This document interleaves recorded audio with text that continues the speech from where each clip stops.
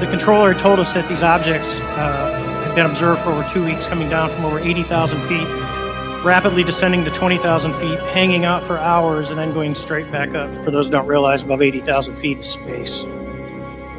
Is there a correlation between any of the characteristics of these UAPs, UFOs? What we tend to see are the smaller vehicles tend to be, think of a sports car. The large ones tend to be, not always, but almost exclusively either triangular shape or boomerang shape.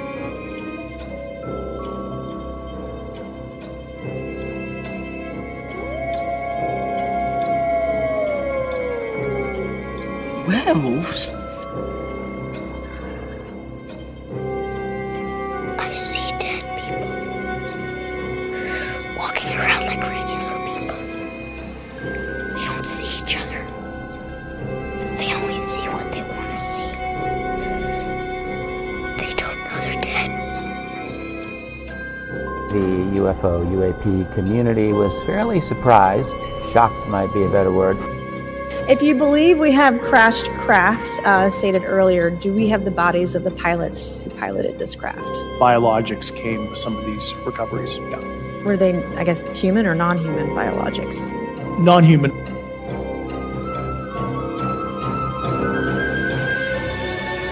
Do you think there is life on other planets?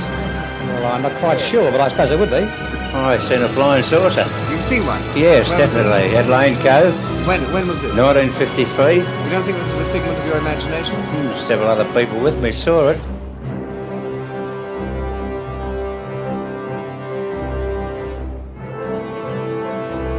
I'm not wishing that all that shit with me.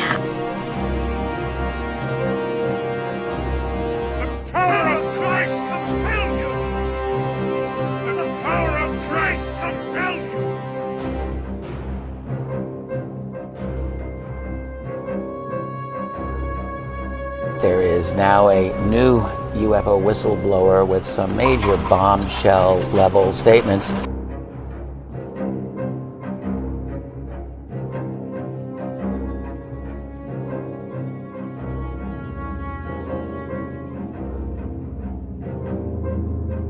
There is very compelling evidence that we may not be alone.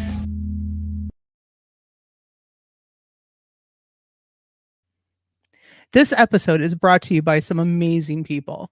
Tabin R., Eddie Tab, Diane Boss, Mecca Mickey, Dorothy Hawkins, Jeanette Angel, Kelly Lewis, Richard and Fern Harrison, Linda Lou, Dave Wright, Nathan from The Quantum Show, Gary T., Moon at Noon, Aaron's Energy 313, T-Bone, Marcel Gufonian Metalhead, KC, Welcome to the Show, Janine Hollis, and Cloudwalker. And a special thank you to all of the subscribers on YouTube, Spotify, and now over on Rumble. If you wish to support the podcast, you can hit the join button below to become an Eyes to That Sky member. Or if you want to join our Patreon or to provide other support, the links are below in the show description. But for now, on with the show.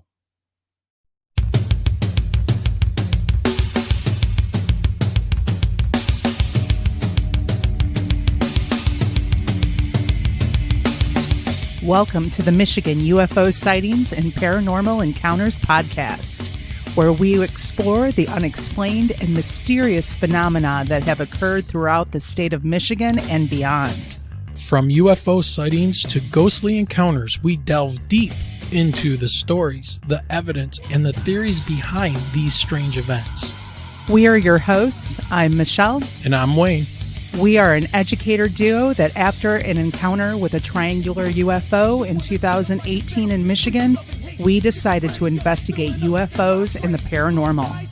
In this podcast, we will be speaking with eyewitnesses, experts, and researchers to uncover the truth about some of the most intriguing cases of paranormal activity in and around Michigan. Our goal is not to convince anyone of the existence of these phenomena, but rather to provide a platform for discussion and exploration. So, buckle up and join us on this journey down the paranormal rabbit hole. On an escalator.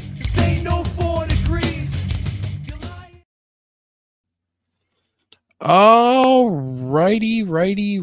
Here we go. What's going on, everybody? We are coming to you from within the shadow of the great Motor City, Detroit, Michigan, deep within our underground bunker. And we want to thank you for joining us on this very spooky episode for sure.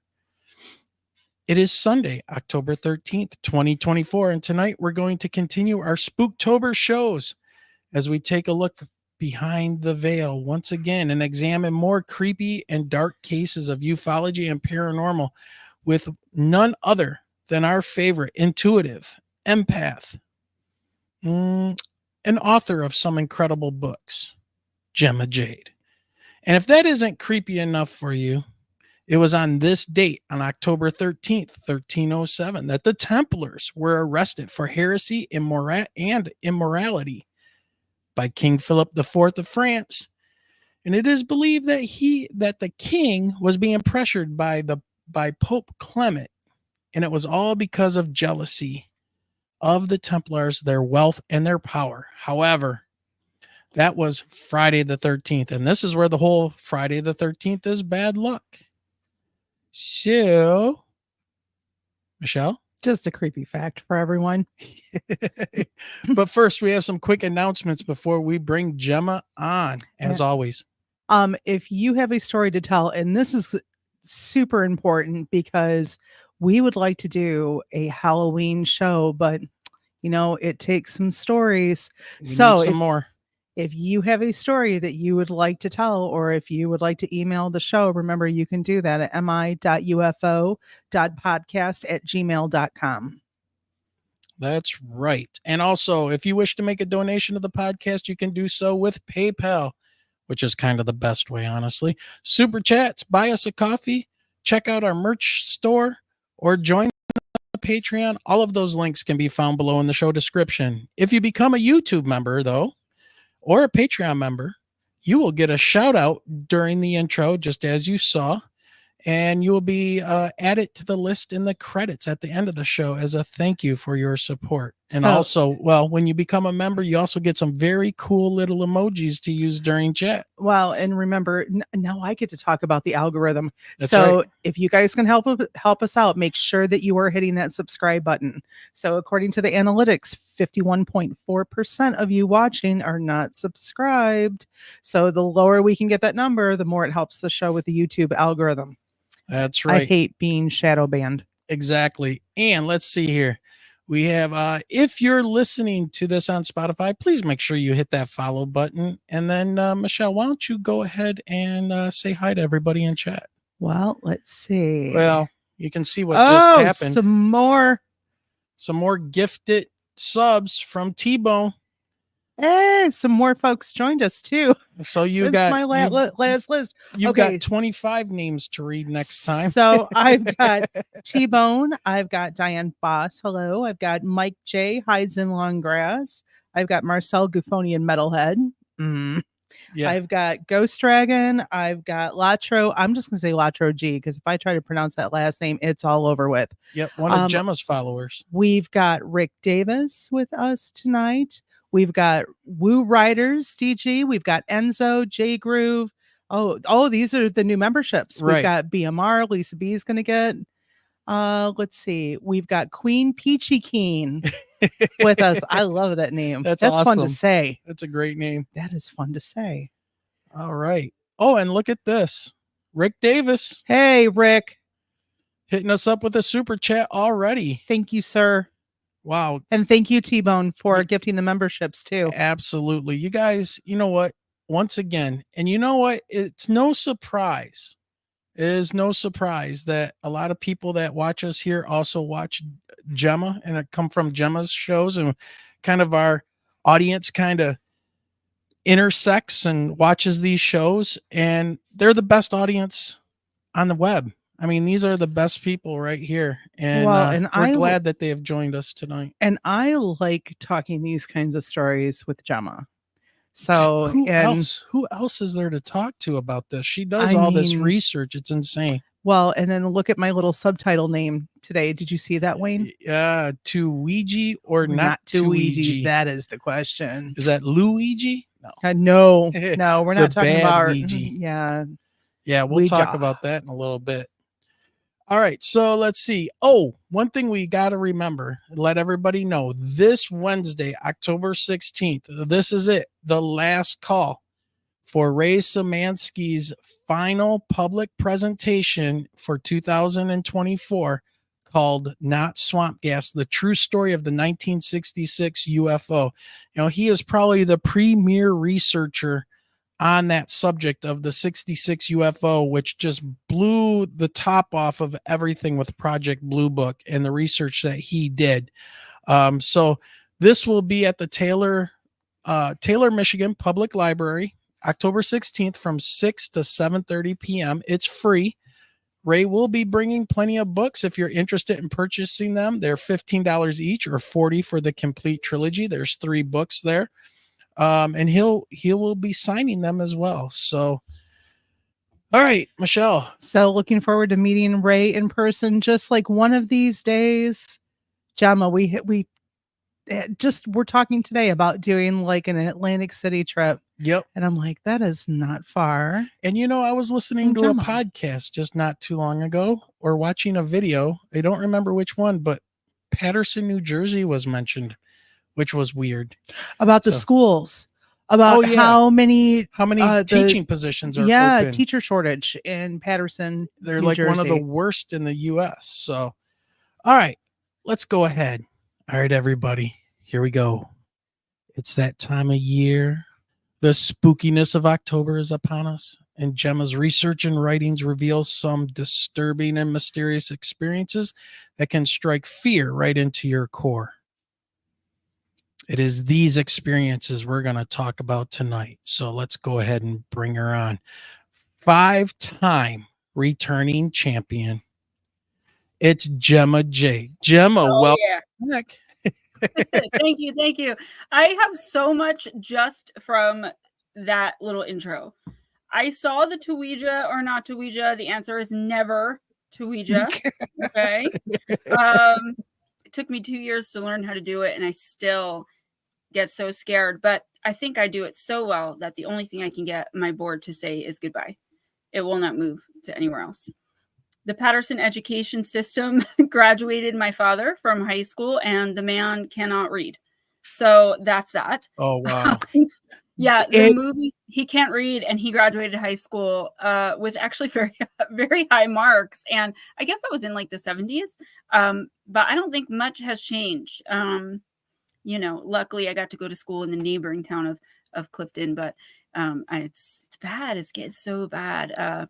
What happened in 2020 like messed it up even more in my hometown. It's really sad because it is like a beautiful place. It used to be the Silk City, and there was like the captain of the industry. They all lived there, and it was just this beautiful place. And now it's just like the hood. What it was like a shortage by 150. Yeah, I'm sure. Like, that's insane. I'm sure it's pretty bad. Yeah. It's just gone way downhill. The towns next to it, I'll just say this real quick. There was West Patterson and East Patterson. And the reason they were named those like East and West Patterson is because you want it to be associated with Patterson back in the day. Because again, they have the Great Falls, so they had a lot of industry there when nobody else had it.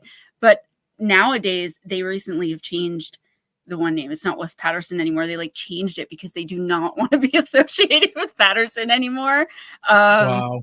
Yeah. So it's pretty bad, but I want to meet you guys too. I'm hoping to go. I don't know if I'm going to be able to make it this year, but Para Unity, because it's always in Jersey. I don't drive yet. I'm working on that actively, but it stinks because like nobody else that I know is close enough to even take the trip. Like, I don't know a lot of people that could even like drive because I wanted to like meet with people and have coffee or lunch or something. But everybody I know that like a lot of people on my channel, they're like more closer to you guys or in the Pacific Northwest. So one day we'll all meet up. Yeah, we're going to try to get out there this summer. We were just talking about that. If you get to AC, today, so. You let me know because that is not too far to drive. And I make several trips there with my mom per year, every year. Anyway, she's always like comped at all the casinos. And I mean, I don't gamble, but I love the hotel experience. And I just love the experience of AC and like the shopping and the food and all that. So if you guys do that, Well, definitely. and let that's me what know. I told Wayne, that it wouldn't necessarily be the, the casinos the whole time. I said Oh, there's it's an the boardwalk, there's experience. the beach. I'm like, I have not been to that side of the US in a very long time to see the Atlantic Ocean. So I'll I told give you a him, I little said, hint. In Atlantic City, right next to it, so like 20 minutes away, is my favorite place in the whole world. And I haven't been around the world. So from where I've been so far, and I go every summer it's called Wildwood Crest. And it's just so beautiful and so clean. So if you guys make that trip, I will show you guys around and show you all the cool stuff. And we just won't be on the Atlantic City boardwalk at night. That's all we won't do. But Wildwood, you could walk around at any time and it's fun. So okay. All right. Well, Gemma, just with that intro and stuff, the last time you were on the show, it was August 25th. So, man, maybe just a couple months ago at the most. Mhm. Any new developments you want to just drop on us real quick before we really dig into talking some stuff here? Because I've got some dark stuff here for you. I've just really been getting more in tune with kind of why I'm doing what I'm doing. Not like my own personal motivations, but like what I charted myself to do this. I know I'm in the right area. I know that I'm supposed to be teaching and helping and guiding and also learning at the same time. But lately I've been really focused on that because I want to branch out more with the spirituality and with helping connect. I have not been open about really connecting people with past loved ones. It's something I've always been very nervous about. It's almost like a trauma for me because I've been so made fun of, even hit, by strangers. It kind of traumatized me. So now even when people come to me and they're like, "Hey, Gemma, can you help me?" I'm always like, "Oh no, like I don't do that." And I've been trying to work with that ability a lot more before I kind of bring it all public. But there's something going on right now that I think everyone should be aware of before everyone, us light workers and empaths and the people really in this community start getting really down and depressed. And I let it affect me too. But if we're consciously aware of the fact that this is like going on around us in the next couple of weeks is the biggest geomagnetic storm in I don't even know how many years.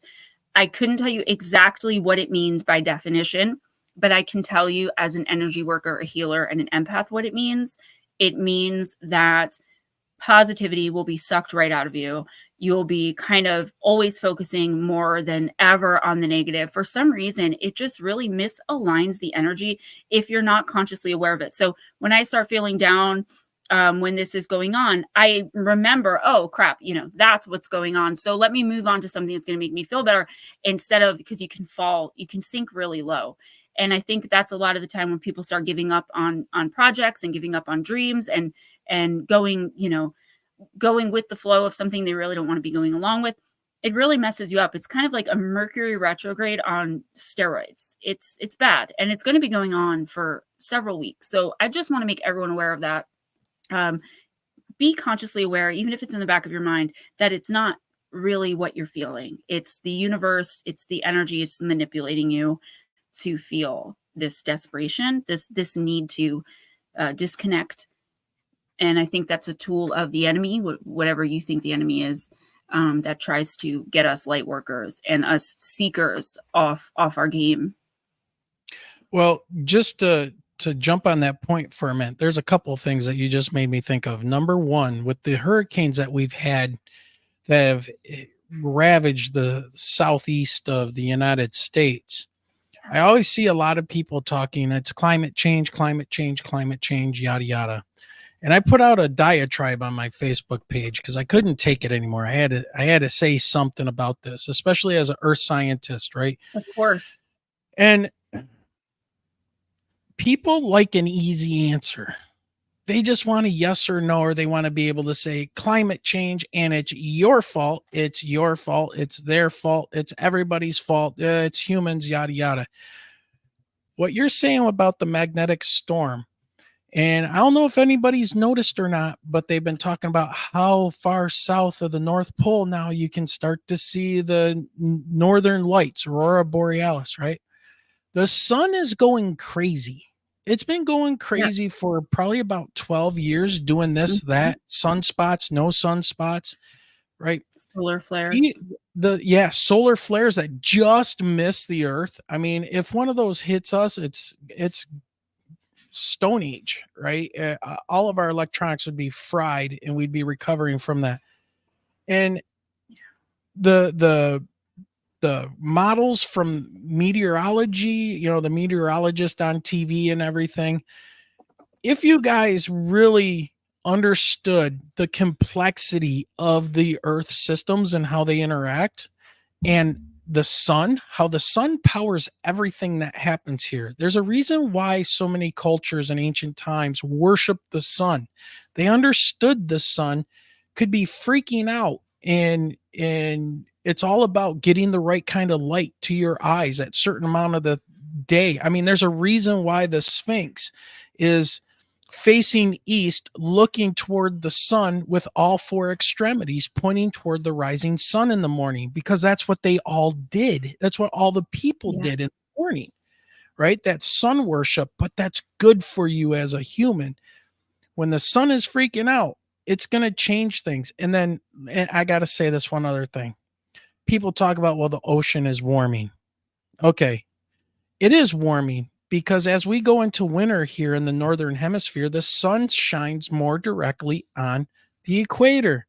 Of course, the equator and the oceans are warming in that area. There's nuance to everything. There's complexity to everything. They can't make climate models. They can't. You're going to bother people with facts now, Wayne. Well, I'm sorry, why bother me with facts when I've already made up my mind? I mean, well, this is what bothers me as a teacher and a scientist, is where the scientific literacy comes in. And if you're not scientifically literate and you understand the complexities of everything that's involved, it's very easy to dupe people into saying climate change. Well, first of all, climate's not even the right word to use. We use the word climate to under climate change and tracking. That's a 30-year span of average temperatures of weather every day. So there's weather change and there's climate change. The weather is changing because the seasons are changing. And we could be in El Nino or El Nina. I mean, I could go on forever, and it just drives me crazy because it distracts you from looking at the actual data, which will allow you to make proper, decisions on what you're seeing going on around you. And weather changes all the time. And so does the climate. There was time on Earth where there wasn't a single sheet of ice on this planet. We have at least 3 still. So our temperature is nowhere near where it's been before, and for a very long time. So we're lucky right now in the time that we're living. Okay. So enough of my soapbox. Somebody's got to say it. I mean, you're not wrong. I don't know the ins and outs of everything you just said, but it makes sense than somebody that I don't trust and respect spewing a bunch of big words that sound smart, that make me not want to go and do the research, right? Because if I hear something, anything paranormal, extraterrestrial, if you guys know me, I'm doing the research. I'm not taking you at your word unless I absolutely trust you, right? And even then, I'm still going to research into it because I probably want to know more. But I've noticed, like with the younger generation, if you say enough big words, they will take your word for it. And that's no shade on Gen Z or whatever, like not making that kind of statement. I'm just saying what I've noticed is that if you use enough big words and you sound smart enough, they really don't have, a lot of this generation particularly doesn't have the interest in going and researching. And just to add on that really, really fast, days are no longer 24 hours. So if you feel like, oh my gosh, there's not enough time in the day anymore, where does the time go? It went by so fast. And you can look this up. Now, I have a more extreme version of this that I got from my team, my spirit team, when I speak to them about what's going on. But it actually is scientifically proven that I'm not a scientist. I don't even know how to put this. There's about 18 hours in a day now. not 24 anymore, but we're going to keep going on this 24-hour day model. That is why people are like lacking rest, lacking sleep, and really feeling like their life is like spinning. It's because we're going by 24 hours when in actuality, and if you Google this, you will get some kind of explanation about why there is a scientific explanation as to why there can't possibly be 24 hours. It's more like 18. I found out from my spirit team. I looked it up and I was like, wow, look at that. Something I can back up with like facts and, actually prove what it is I'm trying to say here. So I'm definitely not mad at you. Somebody's got to say it. Yeah, there's a whole rabbit hole you can go down on that with the theory of relativity and things like that, the Earth's rotation and stuff. But our clocks or our brains are a clock. In every cell in our body functions as a clock. And if our circadian rhythm is off, your body might be reacting as if it is only an 18-hour day because you're not grounded anymore. You're not walking around outside barefoot. You're in front of blue light all the time. I got 2 big screens here that I'm doing lots of work on all the time. If you're not putting on blue blockers and things like that, blue light is a catalyst for, it is a catalyst for activating everything bad in your body that will slow down your cells regeneration. We can regenerate if we do it right. So there's a lot to be said on that. And that's probably a whole nother show. So, all right, let's dig into this. I want to talk some tea with you. And Michelle started laughing when I wrote this, but God, he's like, talk about a rabbit hole. Yeah. Okay. So let's talk some recent news developments, which are not climate change and all that stuff that'll get you in trouble. And I'm sure YouTube is probably going to put a Wikipedia thing because Wikipedia is always 100% correct. It'll be underneath the video going, if you want to know about climate change, click here. They did it to me when I talked about the reptilians. Yeah, if it's not a 30-second TikTok video, people aren't going to read it, so they can say whatever they want. All right, but recent developments. What do you think of this whole Puffy Diddy situation? And the reason I say that is I want to know, did you ever have any kind of hints of the darkness of that whole group of people in the music industry? Like Jay-Z and Beyonce always doing the Illuminati symbols, and they're famous for that kind of stuff. And to me, when all this stuff starts blowing up on them, right, it's like, oh, it's payback. You just effed around and found out. You tempted the universe. You played with these dark entities. You did your things that you did that you shouldn't have been doing. Whatever it is that you're into with little kids and whatever. Now it's payback time, and it always comes back to get you. So I'm curious as to when you started seeing this stuff, were you being told spiritually, from your guides or whatever, or from people that I believe it is alleged that they're, between Jay-Z and Puffy, that some people disappeared. Yeah. So I've gotten some information on that actually. And just a disclaimer, everything's allegedly from my team. You could say in my opinion, but it's not my opinion. But I don't want to get a lawsuit against me. If you don't believe, that's okay. But years ago, and I even brought this up in one of my live streams, when it happened. So I was staying with my mom. So it had to have been about 2 years ago. And every night I would settle down with some documentary about something and some rice pudding, right? Some cozy shack. And I was sitting there by myself in my bedroom at my mom's house. Oh, I love it. And I'm eating and I'm watching the Who Killed Biggie and Tupac documentary, which I don't normally watch them because I've told you guys I'll get visitations from whoever's like the deceased in whatever I'm watching. If it's a real story, like I don't watch the news for that reason. They're like, oh, a bus crash, 20 dead, and I have 20 spirits all of a sudden because I thought them in, I guess. I have a hard time with controlling that. So I just don't watch the stuff. But I'm thinking like, whatever, Biggie or Tupac comes and gives me a visit, like I'm great with that, right? I love them. As someone who was a teenager in the 90s. So I always said one of them came to visit, and I never really said which one, but it was in fact Biggie. And it was just a very quick visit and he was talking to me about the rice pudding. And in the 5 minutes, I got a lot of information of who was at the heart of his death. And afterwards, I was talking to my guides, and I was just waiting for all this to come out because Puffy, from what I understand, he's responsible for both Biggie and Pac and so many people in between.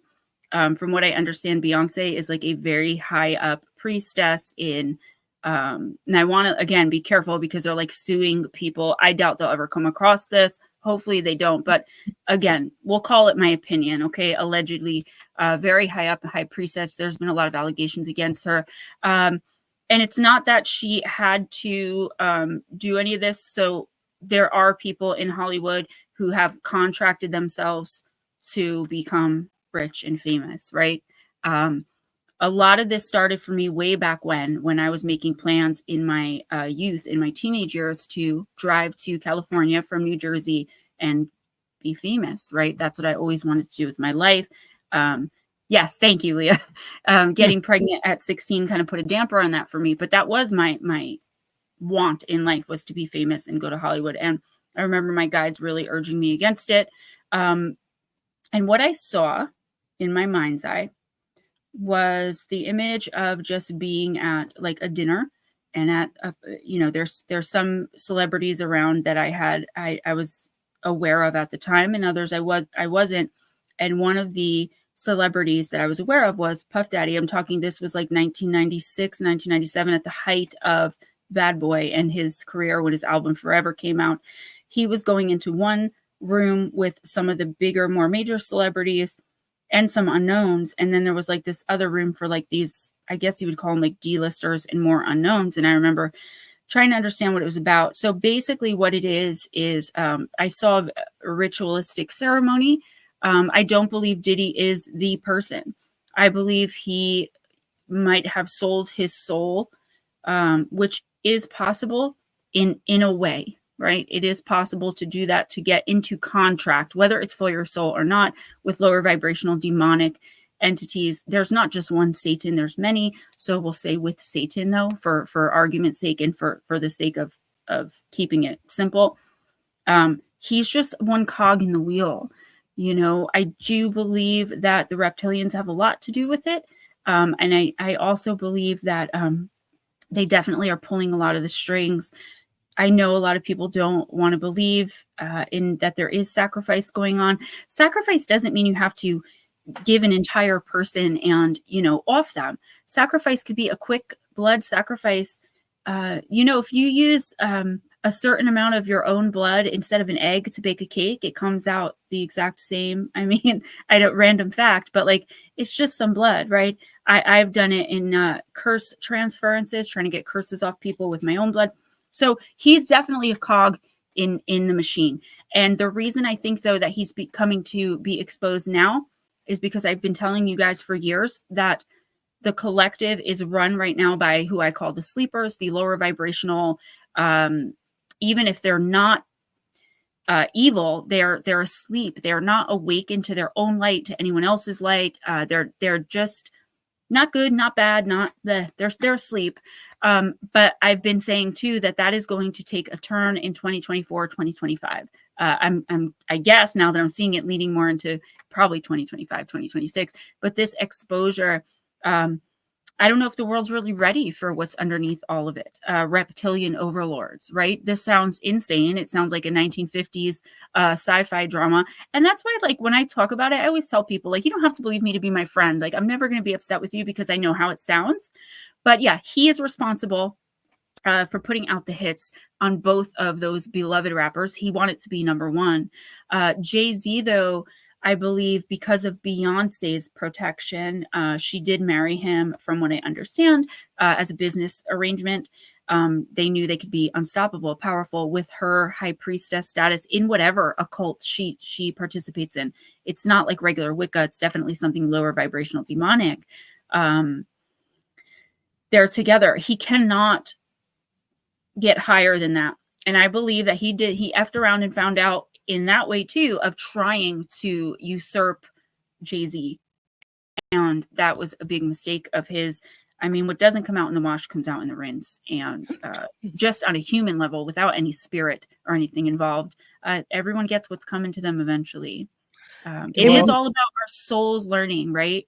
So he's not a dark entity, guys. He does have a soul and a light, Puff Daddy.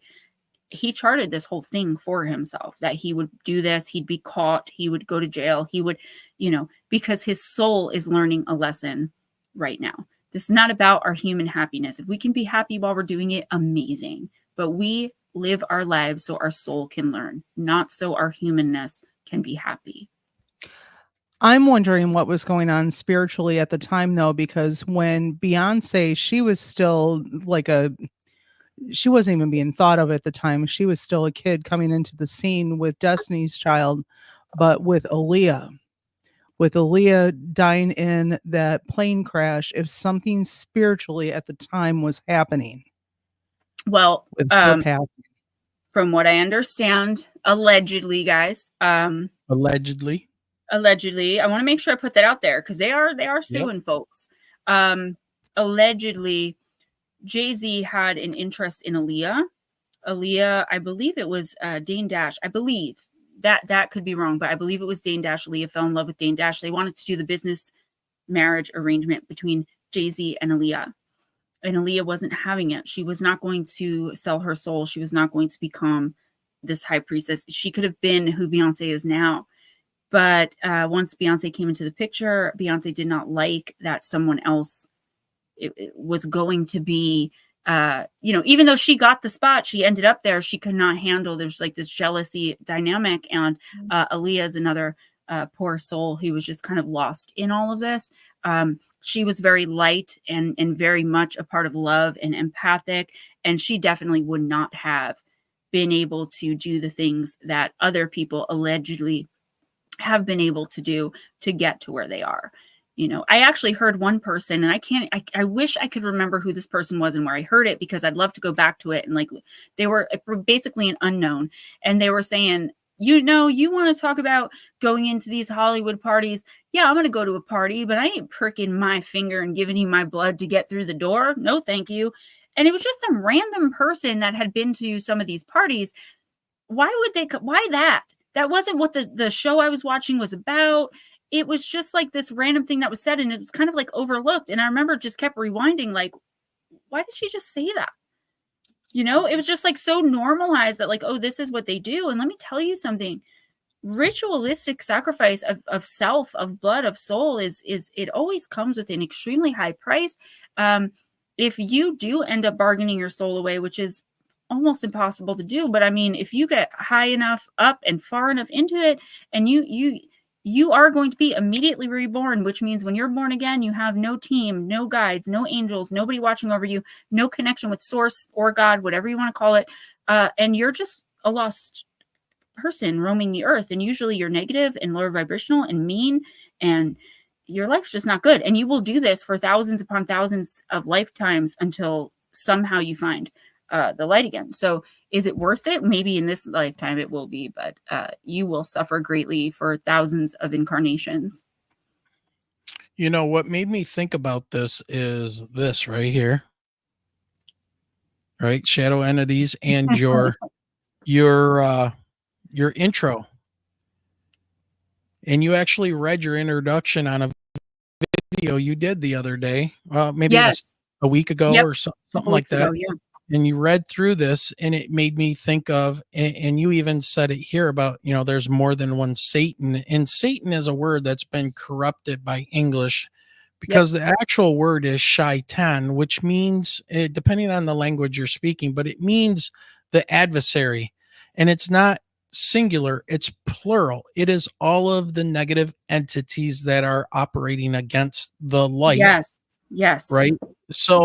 So we have these, and you speak beautifully to it in the introduction here. And I want to tell everybody, get over to Gemma's channel, and you can find the link in the show description, and go watch that video talking about this book right here that Thank she you. did. And just read that intro, and or listen to her read it to you. And that's what made me think about all of these alleged things that are being kind of Mhm. on people in Hollywood. You know, first it was the Me Too thing, and now we've got this coming out, and all of this stuff that's happening, and it just seems so dark and negative. And yeah, just seeing that video, you know, looking through your book, it made me think to ask you that first tonight about that dark heaviness that seems to be going on, Yeah. whether it's a magnetic storm or not. And if it is, maybe energetically, these things now are becoming more and more powerful. So Yes. Yeah, no, for sure. And, but like whoever said it, it's always dark before the sun rises. If you're a light worker and you're on the side of good, you don't even have to be doing anything, right? You don't have to yeah, be on YouTube, or you can just be living your life as a good, decent person. You're contributing light. You're contributing to our side of things. You're good. Like, you're okay. Um, yeah, I was writing some automatic writing the other day, and I was very in my own head. I was crying and I was frustrated. And all of a sudden, and it happens every time, and I have to close my book, it's like, just sign here. That is the message I get. Just sign here, X. And I always just slam the book shut. But of course, the human part of me is always like, what? Well, what if? But I definitely know so much better, and I'm fortunate enough to have spirit around me going, no, and like chasing whatever that is that keeps trying to entice me away. I can't imagine what it's like for someone who can't actively see that happening around them, how easy it would be to get sucked in. Because me, somebody who knows, who's communicated with spirit my entire life, could be even entertaining the notion of signing on the dotted line for the devil or whatever, yeah, for money and fame and all those things I sometimes dream of. How much harder for somebody who has lost their connection somehow. So, but that is definitely an evolving story. And I do believe the reptilians have a lot to do with everything going on in Hollywood right now. yeah. Well, and you mentioned this just a minute ago about, it's okay if you don't believe me. And I know some of this stuff sounds crazy when you're talking about friends and other people, when you're doing this, and when you're receiving these spirit energies, and when you can see all this stuff and you try to explain it. But I heard somebody on another podcast kind of phrase it like this. He asked, what is the difference between fact and fiction? And his response was, well, fiction needs to make sense. So in order for you, right, in order for you to believe a fiction, boy, it better all line up and make sense. No plot The holes. stuff- yeah, the stuff that doesn't make sense is probably more fact than you could possibly believe.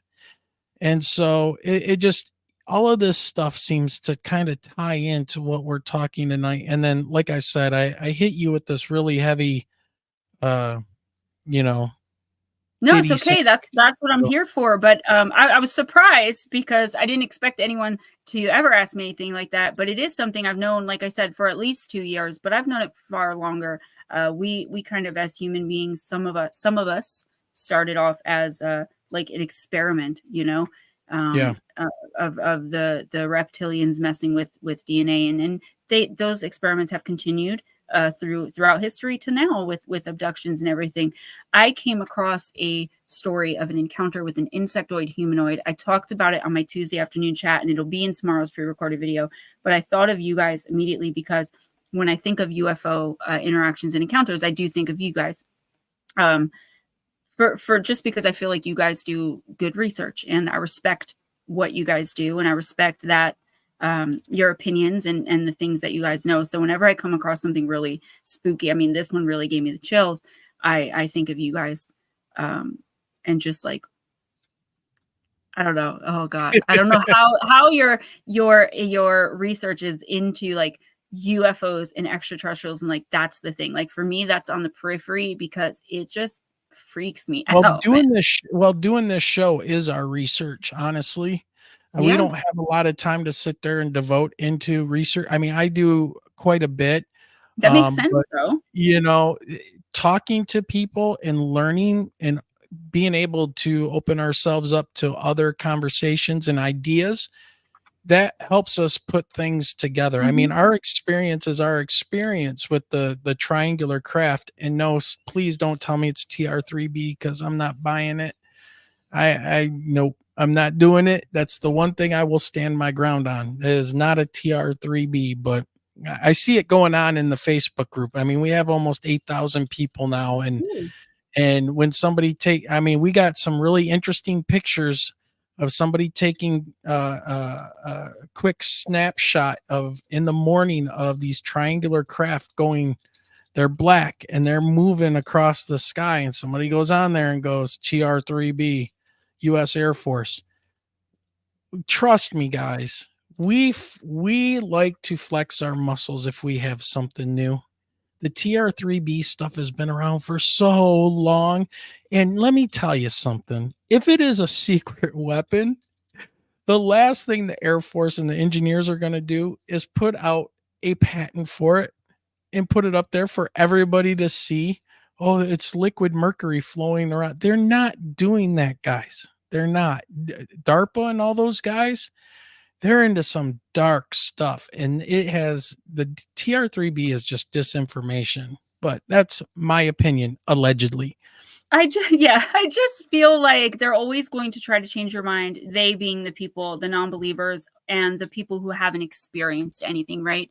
I really respect the people who've had no paranormal experiences and yet come to me still with open minds and ask me questions about what this is like or what that's like. You know, they say 20% of children hear auditory hallucinations. To me, that's they hear the other side. Like, and I think it's much more. You know, they tried to say that I had all kinds of mental illnesses throughout my life, and once I got into my adulthood and I actually went and got checked out as an adult, I have, aside from some slight anxiety, I actually have no mental health diagnosis. Which always fascinated my doctor, right? Because usually addicts or recovering addicts always have some sort of mental illness attached, but I just don't.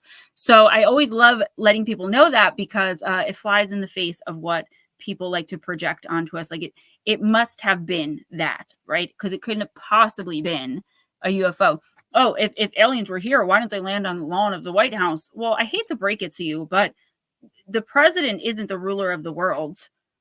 Right? Like why would they land on the lawn of the White? Like that doesn't even make sense. He doesn't rule the world. He's not a world ruler.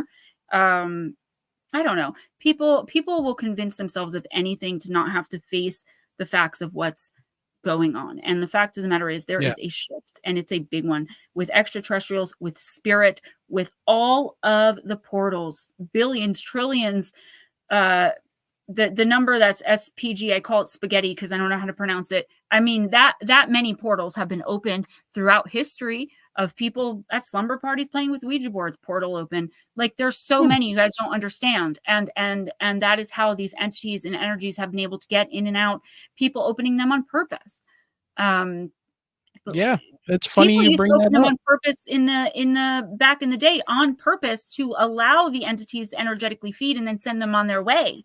I mean, we knew they were coming through, so why not try to work with them? But that all stopped when, you know, a certain religion took over everything and, you know. Well, you know, look at the work of Aleister Crowley and Parsons, right? I The found something new JP about him Lab. the other day. Yeah.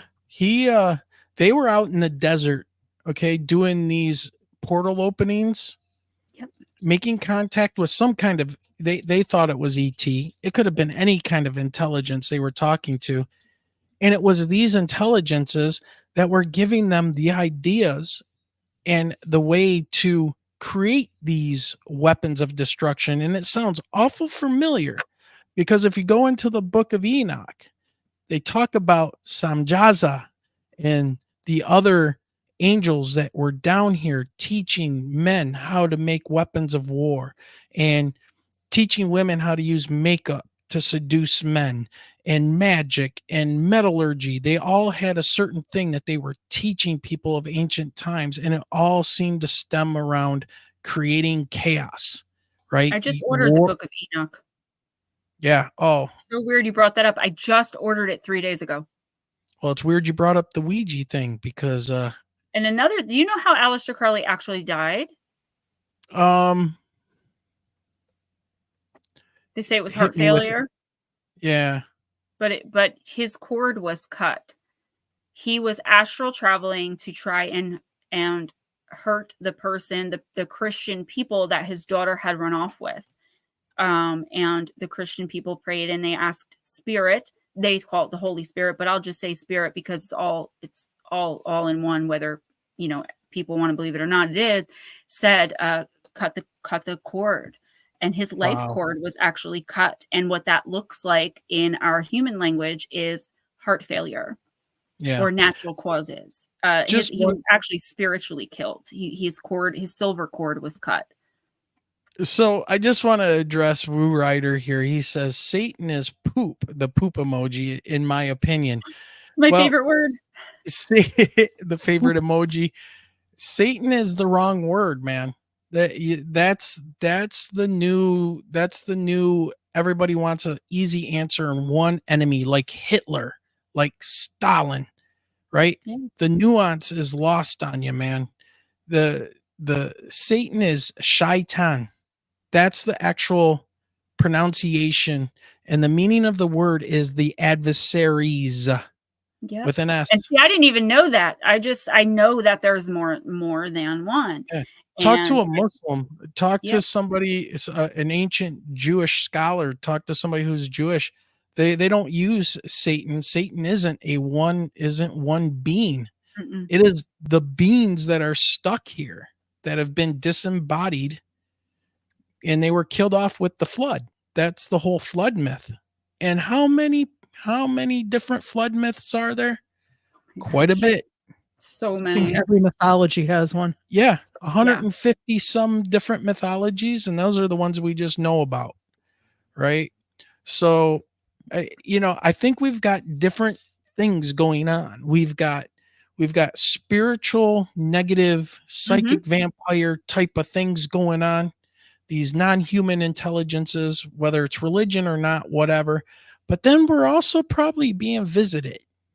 I believe, 1,000,000% we're being visited. Oh, I feel like I came across an encounter where a woman said that she was abducted by insectoid humanoids. She had been born with a bad heart. In her whole life, she kind of couldn't do a lot of things because of her heart. She lived a good life. She was happy. She wasn't but she felt kind of like her time was coming. And she was pretty young, in her 30s, I guess. And these insectoid humanoids took her to their ship, and she was there already, but just like her body was there. So they had cloned her, and they transferred her soul from the sick body into the healthy body. This brought up so many questions for me about when we talk about Hollywood, certain people, like what the F word happened to Dane Cook, to Dave Chappelle. Like they all look a little bizarre now. I mean, not jumping on anyone's physical appearance. I would never do that, but they all do look kind of like the older brother of themselves, right? So I was wondering, like, soul transference now, and what are the motives? It would depend. Like, each human being has a different motive for doing different things, some positive, some negative. And I believe extraterrestrial species are the same. The thing is, we on planet Earth, and there are many Earths just like this one throughout the universe. But like, whatever the motivations are, good or bad, and I totally talked myself out of my own thought, but there are many different Earths, and I feel like they each have their different motivations for why they're doing things. Some of them, for procreation, some of them to save their own species, some of them as experimentation. Some of them are just helping their ancestors that they share DNA or genetics with. That's what I was going to say. We are the only ones born without recall. Most of us. I have recall. I don't have recall of past lives, but I have recall of the other side of what heaven or the other side of source is. And I have that, but most of us are conditioned out of that as well. Like I said, they think 20% of children have auditory hallucinations. No, they're hearing the other side. A lot of it is one or two voices. I just heard this right before I came on here. I was listening to something and I'm like, no, they're hearing conversations that are happening around them. And the problem is the parents come into the room and say, there's no monster in your closet. Go to sleep. There probably is. If your child, particularly under the age of I would say 8 or 9, is telling you there's something under his or her bed, in the closet, standing in the corner of the room lurking, please believe them. Because even if there's nothing there and they are just scared, isn't it better to comfort them? But I would say 99% of the time there is something there. Just because you can't see it doesn't mean it isn't real. Look at air, look at the equator. We don't see everything. And that was done to me when I was little. And it really messed me up. It really made me think from a very young age that there was something very, very wrong with me. When if my dad had just been like, oh, okay, let me look. Or, do you want to sleep in the, anything other than calling me in artard and telling me to stop or he was going to have me locked up. If he had done anything other than what he did, I might have come out and gotten here a little quicker, right? Without the addiction and all the abuse and drama and trauma. We have to cultivate this memory in our children, because we're born and we're immediately conditioned out of the things that I'm able to see. And if you guys could see the world how I do, if it's really bad in an area, it will literally look to me as though I'm wearing dirty sunglasses, like driving through Patterson. Even if the sun's shining, I don't need sunglasses. I can see it. It's dirty. And it's because the energy is dirty. A lot of the people, not all, but a lot, are in addiction, in abuse, in poverty. And it leaves a film, like a layer of film on the whole community, the whole area that I can physically see. And it's bad. And it's happening more and more places too, than when I was little.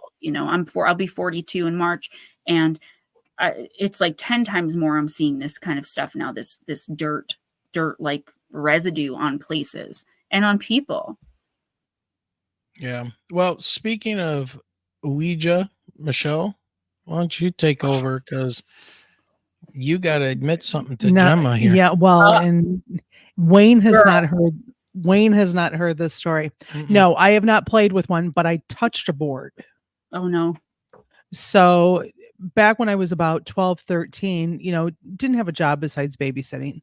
So I used to have garage sales at home.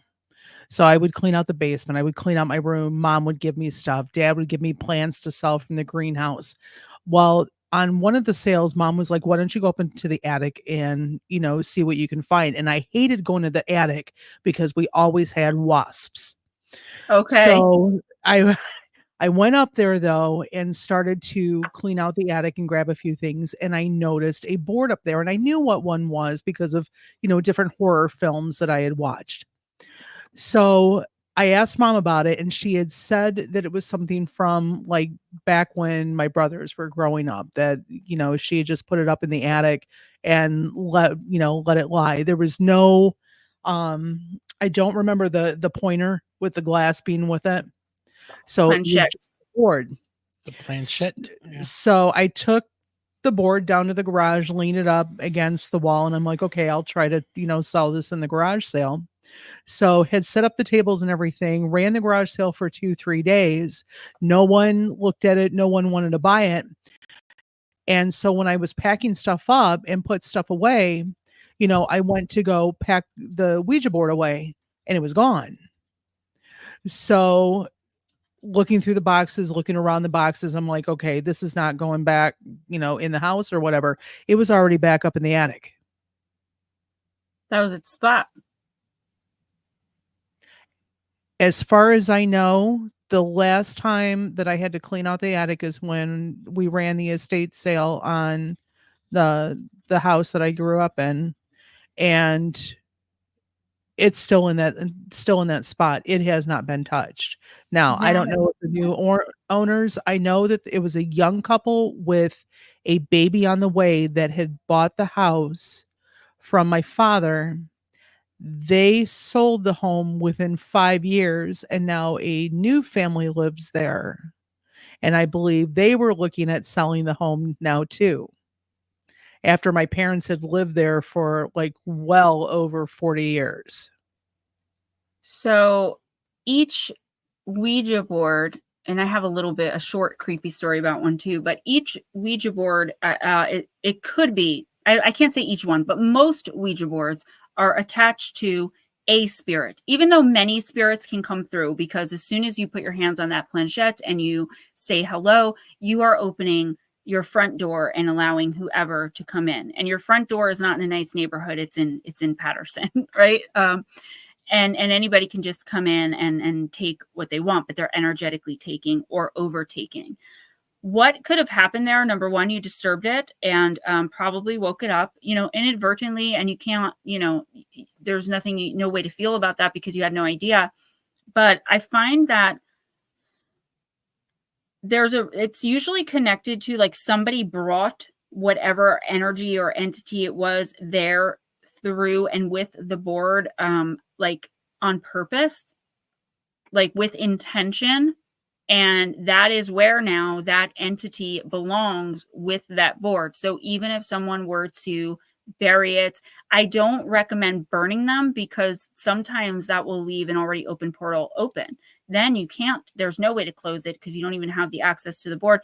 Even if you were to bury it, there's nothing you can do once you open and open up to something like that. And that is the problem. And that's what I'm talking about when I say people inadvertently opening these portals that they don't even know they open and therefore don't close. And this has been going on for millennia or however long humans have been here, whether purposely or on purpose. And how many years and centuries do you think these portals can keep being opened everywhere all over the world before everything goes to hell? Well, and that's what I think we're coming into. Well, and it was Dave Wright who asked, so does Milton Bradley still make them? That's a good question. Oh yeah, they make specifically little princess talking boards. They call them something else. They don't call them Ouija now. They're called like friendship boards. It's bad. Amazon sells them. They are just very whatever about. I got mine off of, I believe it was Amazon. And I got mine because I was working with some other witches in a school, a practicing school. I was trying to learn some new spells and some herbology and stuff. And I wanted to learn how to safely work with the board. But they're selling them on Amazon for kids as young as like 3. And they're being called like friendship boards, and they're making like pretty pink ones for little girls and sports ones for boys. Yeah, I told you. Yeah, It's like Ozempic for 6-year-olds. Yeah, they're calling them board games. Oh my God. Yes. Boards. Look at this. Yeah. That one right over, that one right there is the one I have. The one you got the little hand on. Wow. Yeah, no, thank you. See, now the one for $19.99, that overall pick, the one right there in the middle, based on what I'm looking at, is what the spirit game board. What is it? Winning Moves. Bradley one. Yeah. Winning Moves. Yeah. Oh yeah. Yeah. That is what the board looked like at your house. The one that is still leaning up against the wall. Well, Milton Bradley started marketing them as a board game back in like, I believe the early 1900s, maybe even the late 1800s. I did a whole video on this, by the way, guys, on my channel, like I think last year for Halloween. And this has been going on for so long, and it made sense back then. So I heard this story recently. Someone was asking me, like, could this be true, or is it just an urban legend? Because a few years ago it was going around on the internet or whatever. So I'll make a long story short. There were these 3 girls playing with a Ouija board after school one day. They were kind of bored and they're doing what some young girls do, and they're playing with the Ouija board, and they get the spirit of Anna, A-N-A, and Anna says that she is yet to be born, right? Waiting to be born. So basically in a womb, right? This is the spirit of an unborn baby. And they're asking Anna, A-N-A, about their lives and about her past lives. And she's telling them all about it. And after, like, every day for like a week, they're talking to this one particular spirit. And they finally get the name of like who her birth mother is going to be and where the hospital she's going to be born, and like all this personal information, not really because they wanted to fact check, but just kind of because they were talking and getting to know the spirit. And then one day, the spirit wasn't there, and the next day the spirit wasn't there, and the next day the spirit wasn't there, and they're attached to this spirit, Anna, from speaking to this spirit for so many days in a row. Maybe it was like a week, possibly 2. So they're like, oh, she must have been born. And they go to the hospital with some flowers and they ask for the name of the birth mother. And there actually was a woman there, but, they said, if you're not family, you can't visit. And the girls were like, yeah, but, we just want to see the baby. And somebody along the way tells them, now this probably is an urban legend, but the point was, could this actually happen? Somebody there tells them that the woman had lost the baby. The baby had not actually been born. And, they didn't mess with the Ouija board. They were really devastated and distraught. But a couple months later, 2 of the 3 were messing with the board again, and they were calling out to Anna. And basically what Anna told them was that she was not able to be born as punishment for giving out all of that information to these girls. Oh, wow. Is that true? Well, there's no punishment on the other side. So while I believe, for reasons I'm not able to understand because I'm in a human form, I do believe, yes, something like that could definitely happen where you're meant to be born. They gave out all of this. The spirit didn't know, I guess, the rules, and there are rules to it, and now has to change their entire life path and will not learn the things they were meant to learn in that lifetime. Probably have to go through a long time before they're able to be born again. The only people, and I know a lot of y'all are like, I don't ever want to be here again. I get that. But the only spirits I've ever met that absolutely do not want to ever be reborn again are the spirits of major celebrities. Michael Jackson, Patrick Swayze, Farrah Fawcett, Prince. And there was one more. I can't think of it, but she was very, very, very, very big. They do not want to be reborn again after being a celebrity. And that kind of harkens back to what we were talking about in the beginning. Is there a reason? Because I know there are things my team can't tell me, no matter how badly, like with certain things in my life, sometimes I just cry and hit the floor, and I'm just like, why am I going through? Like, I don't get it. I need understanding. And what I'm told is it's not for you to understand right now until you've learned the lessons. And even though I feel like I've learned every lesson there is to learn in one situation in particular, like I've grown so much, I've changed so much, I've learned so much, I guess I'm not quite there yet. It was actually not Marilyn. Marilyn is one of the first celebrities I ever reached out to. Absolutely adore her. The Black Dahlia, I spoke to her, and she has been born many, many, many, many times wanting to be famous, but she always dies in her early 20s before she's able to meet fame. And she always dies at the hands of a man. This is like a repeating motif. So until she like lives that life through and learns those lessons, that poor soul is going to have to keep doing this. I'm sure if there's one of the, who knows, hundreds of thousands, millions, I don't know, young women or men, but I believe she always is in female, who like go to Hollywood and don't make it and are deceased in some way or killed or taken out. Like, she's had to do this so many times, and she's never lived past, I believe, the age of 26 in any of like 100 incarnations that she's done. Which is like, to me, that's just so sad, you know? Yeah. And like, but that's how we learn lessons. If I don't learn everything there is to learn in this one situation I was telling you guys about, I am going to go through it my entire life again, just like I did in this one. So say, for instance, it's like, I don't know, what's something common? Abusive relationships, right? And like, you, no matter what you do and no matter where you are in life, you can never find the right person. There's like always somebody that's abusing you in some way, like no matter what. If you don't fix that cycle before you pass away, you will have to relearn it by going through it again and again and again in your next one. It makes me think of the saying, wounds build wisdom. Yeah, right? I mean, yeah. Yeah. It's sad. It's sad to think about, you know? It is. So I decided real quick to look up and see what the Googles would tell me about the etymology of the word Ouija and what it means in English. And their answer is good luck. Now, this is interesting.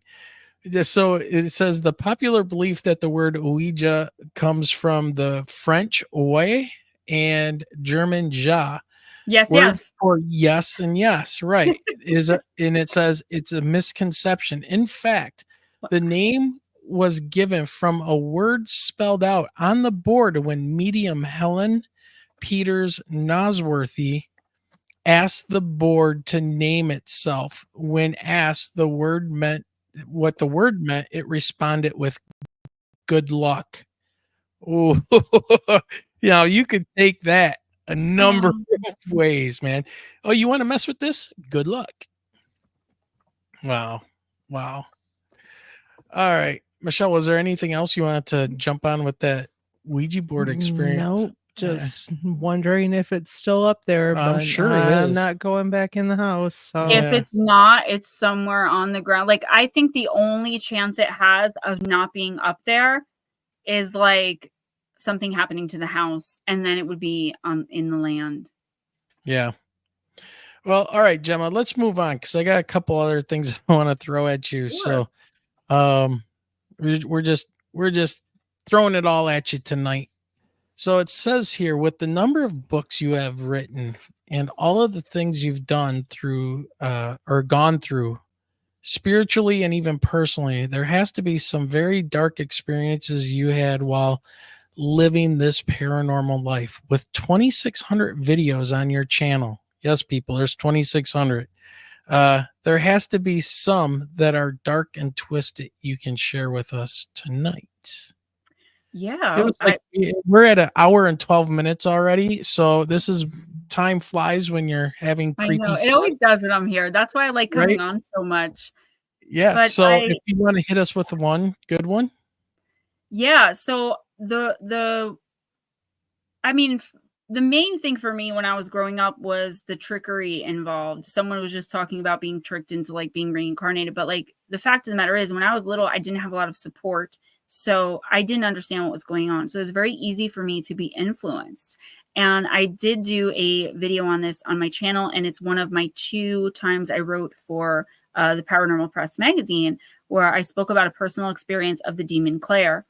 So I would always, I remember when my parents first split, they got divorced. I went to live with my dad and my sister went to live with my mom. And my dad and I were in this apartment. He painted my room pink for me and he cut the bottom bunk bed off. So I only had the top. So underneath there was like this big space for me because I liked to hide in like closets and stuff. Like I still kind of will run to the closet and lay in there if I'm really upset or overwhelmed. So whenever I go to a place, though, even now in adulthood, I touch the walls and I kind of see who lived there before me and you know, the energy of the place, and is it positive or negative, and what do I need to do? So when I was little, I immediately went to the walls and I started touching them. And a little girl in very vintage clothing, I would say mid to late 1700s from when I looked it up. Her name was Claire, and I don't remember, but I'm sure it's in the story, how she said she had passed, but she became my constant companion, this little girl. And we did everything together because by this time I was in 4th grade and I didn't make friends easily because I wasn't skilled in my ability. Sometimes I could usually tell the difference between spirit and an actual person, but sometimes even now they appear so real that I have to really look. And I didn't know how to really look within when I was 9 years old. So I didn't really talk to a lot of people or kids outside of school. So Claire and I hung out, and we hung out for months and months. And one day we were talking, and she was asking me if I wanted to go down into the woods. Now I lived in Clifton, New Jersey, and there are woods there, but like not where I live. There was just this dead end on my street and a parking lot. But beyond the parking lot, there were some pretty dense woods. You can definitely get through them pretty easily, but they were, for where I lived, it was dense woods. So we went in there, and I just remember she became very standoffish to me because I was scared, right? It was chilly out. I didn't have a jacket. It started getting dark, and I knew I wasn't supposed to be out. Hadn't even been able to, wasn't supposed to even leave the house. So I was like breaking the rules, which I really didn't do as a kid. I was such a goody as a kid. And, you know, I was telling her, like, I'm scared, I've got to get back. And she's like, no, just a little further, Gemma, come on. And I remember seeing a flash of something on Claire's face that I'd never seen before. And I was terrified and wanted to turn and run. And as I thought this, she was like, you're not going anywhere. The next thing I know, I'm looking at this circle and there's actually a place right near here called the Gates of Hell. It's a very popular gate to hell. Yeah. Very near here that I didn't learn about until I was in high school, but you can actually Google the Gates of Hell in Clifton, New Jersey. It is a place. It was right near where I was. And all of a sudden like Devil's Tower, yes, someplace like that. It is. It's very well known, almost famous a little bit for being an actual portal to hell. And she became I saw these people in a circle, and they had hoods on. It was your typical image of somebody Satan worshiping, right? They were definitely invoking something. It was very, very dark. I wasn't in, 9 years old. I wasn't in 1992 anymore. I was back in the 1970s watching these kids, these teenagers invoke whatever it was they were invoking. What had happened was they invoked this demonic creature in exchange for something.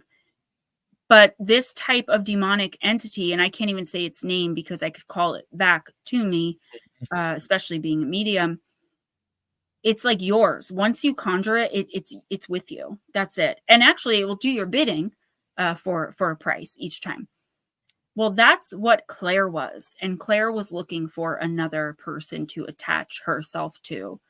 I don't know why it showed me this, because had Claire, the little girl, asked me for something, I would have given her anything. She was my best and only friend. I would have written my name on any X. I would have said yes to whatever she wanted. But instead, this thing exposed itself to me as what it was, and then expected me to still accept it onto my energy. That was my first encounter with a demon, and my first encounter where I understood that demons will appear a lot of the time as small children to gain sympathy, particularly to people who are grieving. And I wasn't grieving the loss of, as in a death of anybody, but my mom was gone and my sister was gone. And I was in a state of grief. I didn't realize that at the time, but, and then the shadow entities trying to influence me to chew wires, jump in front of buses. And I'm not saying like they tried to verbally convince me telepathically. No, they tried to compel my body to go, like moving my body without my permission to go and do these things to unalive myself. And I don't know how I overcame that at so young. Though that's really scary. I do have UFO and cryptid encounters. They came to light a few years ago after I was already on YouTube, Ron. I was always afraid of outer space. I love Star Wars now. I love it. But I wasn't even able to watch like Star Wars. I just was terrified of anything having to do with outer space. And a few years ago, I got this flood of memories of being taken and worked on, and many, many, many times. And it's funny because each of these memories has a corresponding memory that I always thought. So like I would go into these convulsions when I was little, and my dad would have to put back then, I guess it was the 80s, you didn't have to take your kid to the hospital for having convulsions, because I remember him just putting me in an ice bath and then laying me on the couch and keeping cold compresses on my body. And he would stay up all night with this ice water, just putting it on my body. I guess I had them so much, the doctor was like, you know, it's okay. It's those ephemeral fevers that kids have. Their fever goes from perfectly normal to 104 in like 0.2 seconds, but I would get them all the time. So I recently had one of those situations about 3 weeks ago. Yeah, 100. I got 104 fever for a day. I was really sick, and I don't remember. Oh yeah, and Michelle will tell you I don't remember what happened, but Michelle said, "What was I saying?" He was telling, what was it? His mom had told him that if he went to the emergency room, that they were going to kill him there. That there was a woman who had told him that if I went upstairs that I was going to die. Yeah. Wow. And you know, my mom's been dead since 99.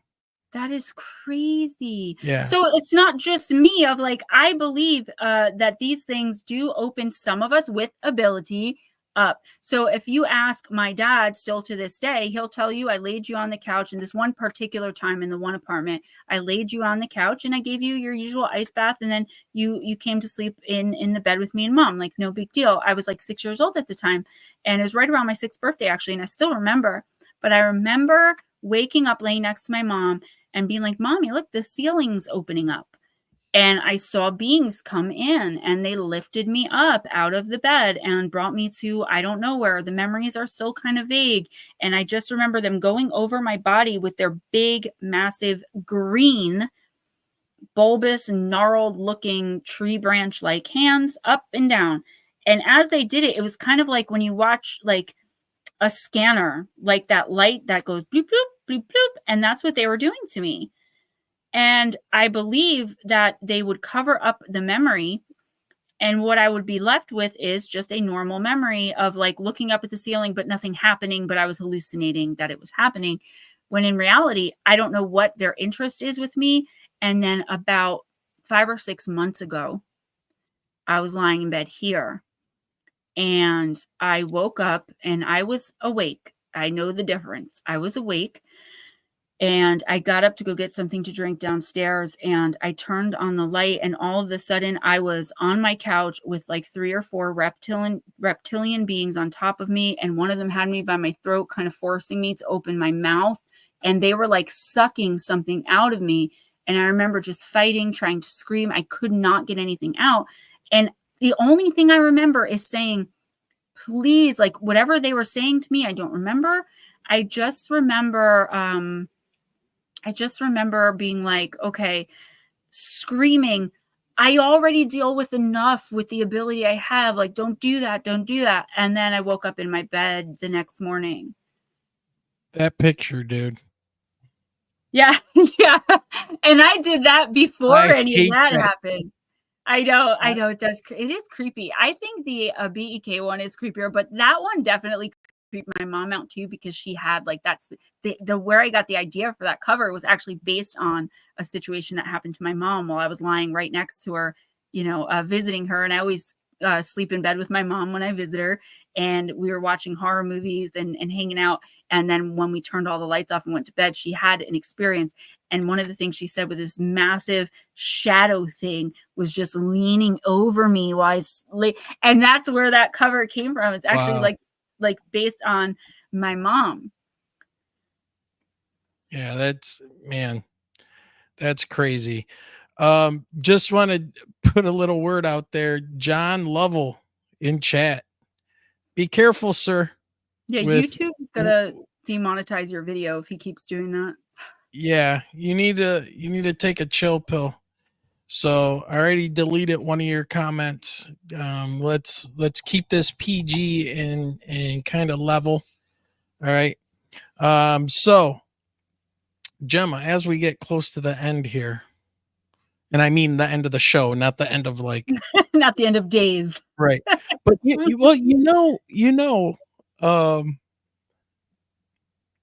I'm thinking the whole hallucination and the high fever thing.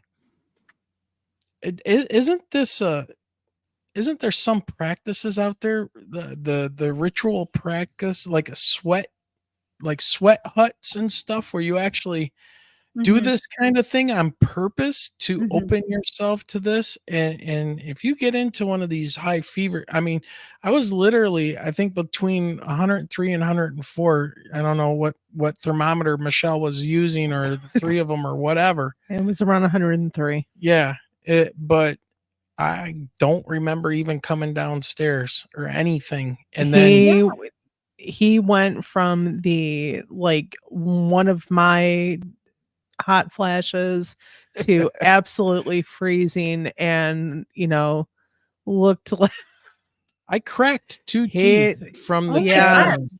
Yeah. It was crazy. I always say, and this isn't to diminish anybody that has some kind of mental disorder, or like, I totally believe that people can be mentally ill or physically ill. So, but for the most part, I believe that physical disease is spiritual dis-ease. And I do feel now, especially like you've kind of backed up my theory on what was happening to me. I feel as though there was sickness, spiritual sickness in me. Maybe I had some attachments, or maybe something with my ability. I know it had to have been something with my ability that they wanted, or that they were trying to fix. And I wonder if they were, instead of extracting, maybe putting something in me, right? I know I've been implanted behind my left knee. I don't care what anybody says. I know and every time I bring it up, the little thing that, like the little bubble behind my knee, it'll disappear for like 2 weeks until I forget about it again. But someone like you, Wayne, then it comes back after 2 weeks. Yes. Once, like if I mention it, like I mentioned it now, after this, I'll start like now I'm feeling around for it. It's there. But then, and for the next couple of weeks, it'll just be like, it'll feel like it's water. It won't feel like the little hard chip thing. And then once I forget all about it, I think it just goes right back, because it doesn't hurt anymore. This has happened so many times since I realized it was there, like 5 years ago. And I have no idea when it was put in, because I still haven't recovered all of my memories of abduction experiences. I'm convinced there are so many more.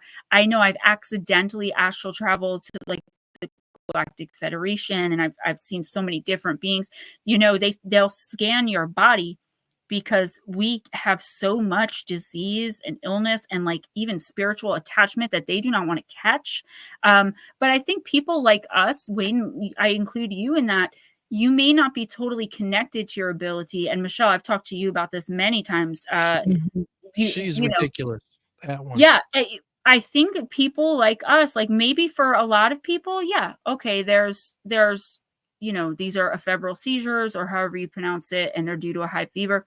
But I think a lot of the time, it's these entities putting that fever into us to get us into a vibration of being able to receive them. Because, you can't interact with these beings unless they lower their vibration or we raise ours. So depending where they're at on the vibration spectrum, I guess you could say, is whether or not we interact with them.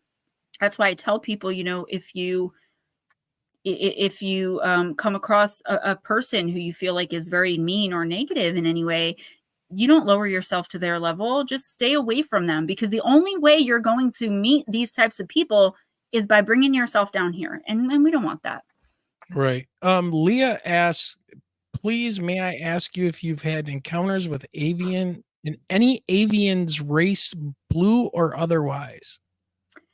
Miss Leah, you have to have ability. That was pretty special, because the one thing I was thinking in my head when I was talking about the Galactic Federation, but my mind moved so quickly, I moved on to scanning. Yes, I met a giant eagle-looking bird man, a bird man. I mean, a bird man. How else do you explain it? Yeah, I met, but he was not blue. He was looked kind of, and I don't want to sound ridiculous here, but he looked kind of like a giant chicken, but like kind of crossed with an eagle. I don't even remember the color. I think I did a video on this, I believe. If not, I started to do one and I probably should finish it. But yes, I did meet an avian being. He seemed to be in charge of the whole thing. And I remember he was the one I asked telepathically why they were scanning me. And he was like, what did he say? The way that he put this, we have to make sure you're clean, I believe is what he said. Not we're making sure you're not sick. We're making sure you're clean. And the scan was, I stepped on this thing. And again, with the blue kind of copy machine looking like bloop, right up over my body, back down just once. And then I was able to move forward, had to take, off my socks. I did not have shoes on because this happened. I was abducted from my sleep, or astral traveled. I guess I remember it as astral travel, but I don't usually astral travel ever since I got kicked out of a military base that I went to by accident. And military bases have their own security who astrally travel to make sure. I didn't know that. And I was in my teens and I'm like, oh, it'd be cool to go to a military base and spy. Yeah, no, that dude knocked me right out. I came smashing back into my body, smashed against my wall. I almost died. So I don't usually astral travel. That's why it's weird to me. It's a bizarre memory that I would even accidentally do it, because I go to great lengths to make sure I do not astral travel. I could have died. If anybody doesn't believe that the military has these guys that do this and they test people for this, they just, again, the difference between fact and fiction has to make sense. And yes, the military is all into this stuff, man. They've been doing tests and stuff like this for out of body and everything for a very long time. I mean, psychic spies and stuff. Come on, the guys that stare at the men that stare at goats, And just want to make a quick mention. T-Bone is going nuts today on the show. He just gifted another 5 memberships to, let's see, who is it? Pepper 88, M Wife Patriot, Blue Crossroads, Shelly Montgomery, Brian L, and Alien Bug were given gifts. So I'm going to let Blue know. So thank you very much, T-Bone. It's awful great of you. And you also gave 5 earlier. So, and also a couple super chats as well. So T-Bone, thank you, man. You are a awesome, a gentleman and a scholar, sir. Wow. So Leah, that's so interesting, because that's exactly what I was getting to, where it was like this being was like man, but I obviously know it's not like a man, like a human of what we call. I just figured some sort of extraterrestrial. I believe a lot of the old gods were extraterrestrial. I don't know R-A who or what that is, but I know I've heard of that. The black eyes with the gold flecks. The Eye of Ra is Egyptian mythology. I'm going to look it up, because this was on the ship of the mothership of the Galactic Federation that hangs just outside of our atmosphere, but it's cloaked. So, you won't see it on satellite pictures. Maybe you will every once in a while. But I met so many different beings out in these travels. And a lot of the information, though, I did not retain, which to me is a little strange, because why are we going through all this if I'm not able to retain the information? But I think of how many years it took me to even remember that I had been taken in the first place. So I think it's all a process for me. And there's some things going on in my personal life where I can't completely open up to all of this. I have to remain guarded and grounded, at least while I'm going through these things. So I feel like once I'm able to gain that freedom of being able to just open up and be like, this is who I am, this is what I can do, and I don't have to worry about this judgment always being placed on me, I think that is when my real experiences with these beings it's going to happen. But I remember the avian being, the bird man, as I called him, was just the most. Now, just to look at, you would think, okay, yeah, thank you, Leah. That would be amazing. And welcome, you're new here. It would be hideous to look at. But I just remember thinking in my head how beautiful this being was. And there was nothing aesthetically beautiful about this thing. It looked like an eagle chicken man, and it was horrifying now that I'm thinking back. But I remember when being in the presence of this black-eyed with gold flecked of this being, just thinking like, I don't even want to breathe the wrong way to offend this gorgeous. And then I think of the old gods, right? How all of the ancient civilizations felt about the old gods. They were just in awe. And I'm a Christian. I make no bones about that. I do not talk about that on my channel because there's no place for it. If it comes up, I'll mention it. But don't think if you come to my channel, that's what you're going to hear. But to put it in perspective, I never did a lot of research into a lot of other gods or deities. But ever since I became so closely connected with my spirit team, I understand that Christianity is a whole different thing than going to church in the Bible and all that stuff. So I guess I'm a different type of Christian. You know what I'm saying? But I was raised not to ever look into these types of things, and I never did. And now you just gave me a name that might go with that being that I've thought about so many times, and that I've kind of begged to come back and I want to be in its presence again. Yeah. And I've never felt that way about any being I've ever come across. So the fact that you brought that particular avian beings up is insane, because that's the one being I've come across throughout my life that I would love to be next to again, just to feel the energy of him.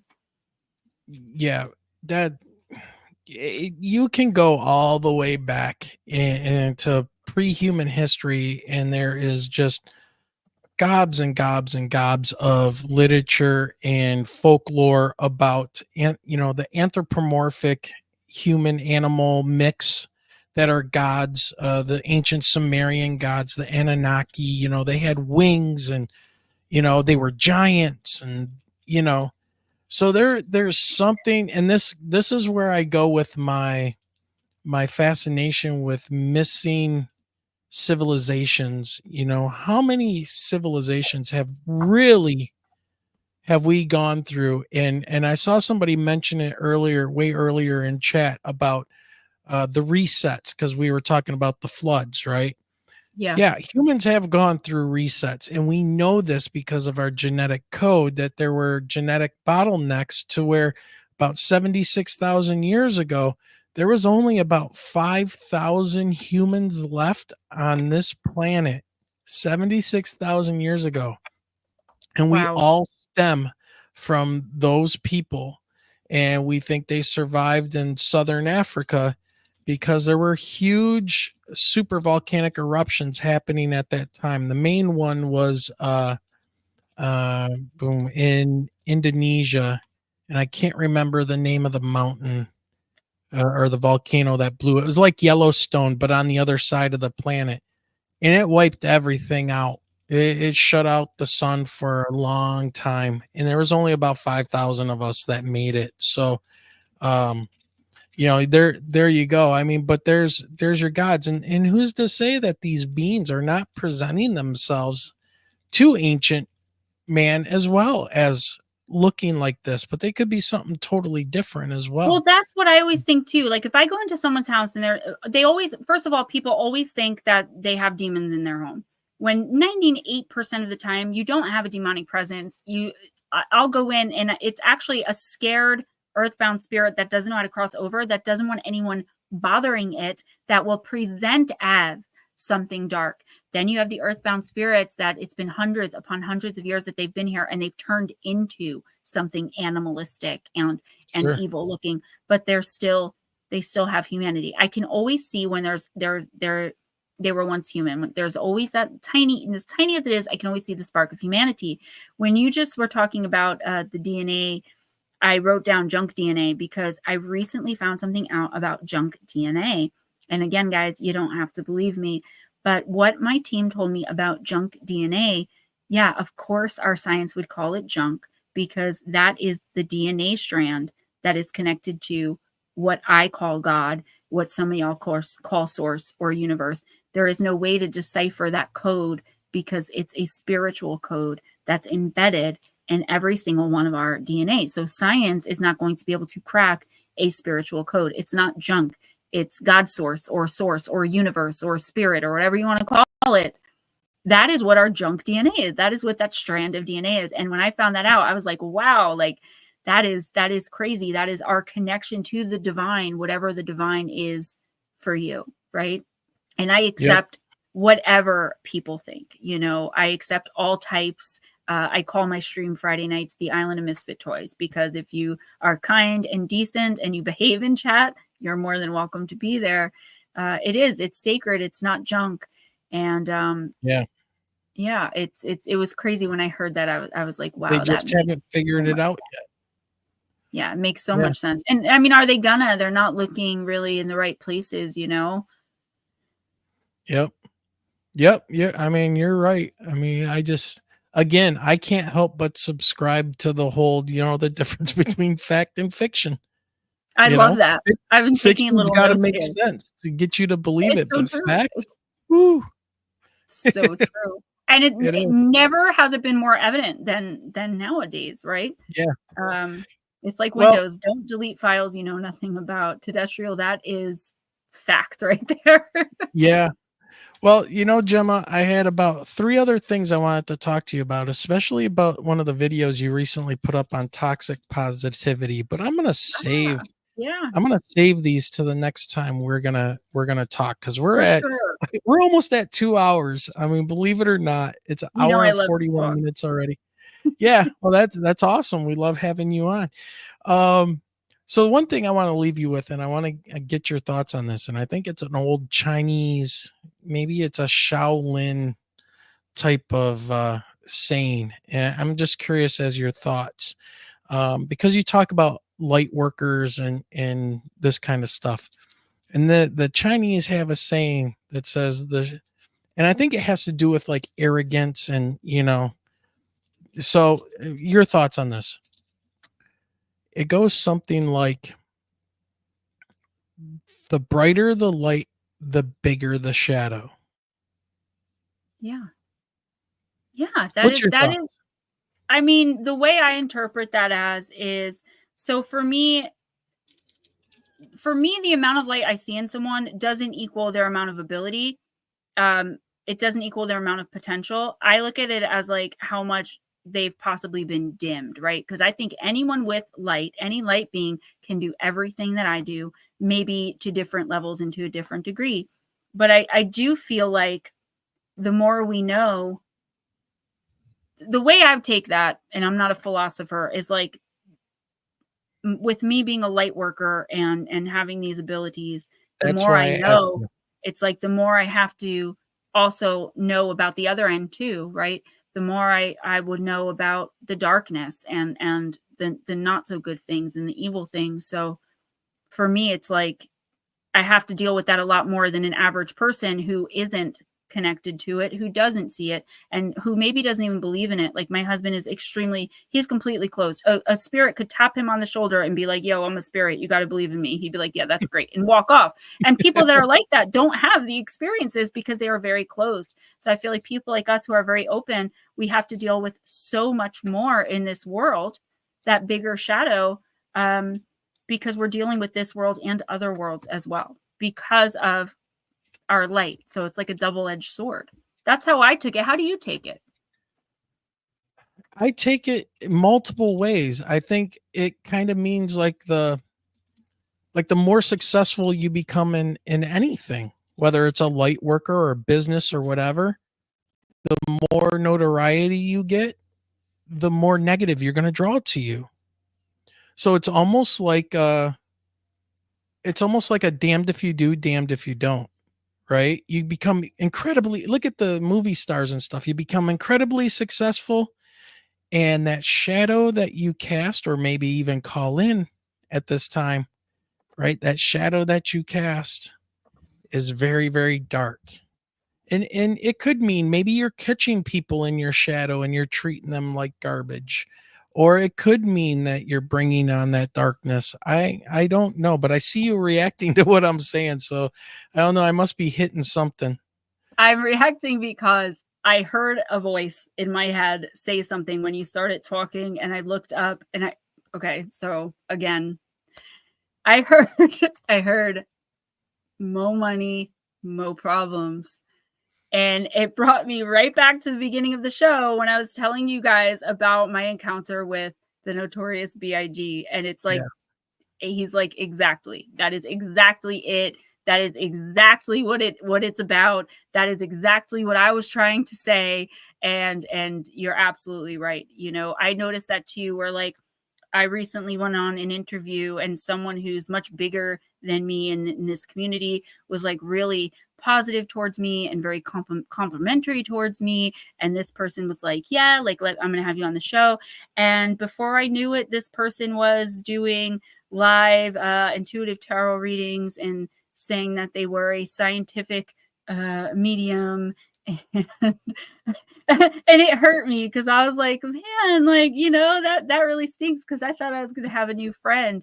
But yeah, I noticed a lot of the time too, like now that I have a lot of the videos on my channel like are shorts, right? Because I can do those really quickly. And a lot of the time it's me dancing and like lip syncing and being silly. But like I noticed I get a lot of trolling now that I have to learn how to deal with, like mainly based on like my looks. It's never about like what I'm trying to say. And I think that is a double-edged sword too, of like, I'm growing in my channel slowly but surely, like I'm getting to where I want to be and reaching so many people. But then at the same time, especially with shorts, I'm reaching people who aren't subscribers. So these are just people who are taking one look at me, hearing these 15 seconds of what I'm saying and just attacking my character, my physicality, my accent, my voice, my teeth, my hair, like, you know, and it is more like, or it is like the more successful I feel, the more confident I feel, the more people there are to back that up. But there are also more people to kind of take me down a peg or two. Like, you know, don't get too full of yourself. That's right. That's Thank right. you, Nathan. Yeah. Yeah, so everybody, so before we throw Gemma out of here and we call it a night, make sure you get over to her channel. So I'm putting it in chat right now, but it is in the show description. It's YouTube. It's just type in the Gemma Jade YT and you will find her. And you'll know it's her. Once you see it, you'll know it's Gemma's channel. There is some other Gemma Jades out there. You gotta look for this face. Yeah, you gotta look for the number one Gemma as far as we're concerned. So thank you. All right, Gemma. I think thank you we're gonna guys so much. Yeah, just whenever you guys have an open spot, you know, to hit me up, even if it's last minute. I'm always ready to come on and hang out with you guys. Everybody in the chat, whether you subscribed or not, if you subscribed, thank you so much. If you didn't, that's cool. Thank you for hanging out with us. And to all my gemstones that are in here, I love you guys too. And thanks again for having me, guys. Bye-bye. All right. Well, thanks, See you Gemma. later on. All right, Michelle. Woo! What a I always show. love having Gemma on. Gemma is amazing. I'm telling you, we've got to get to Atlantic City in the summertime.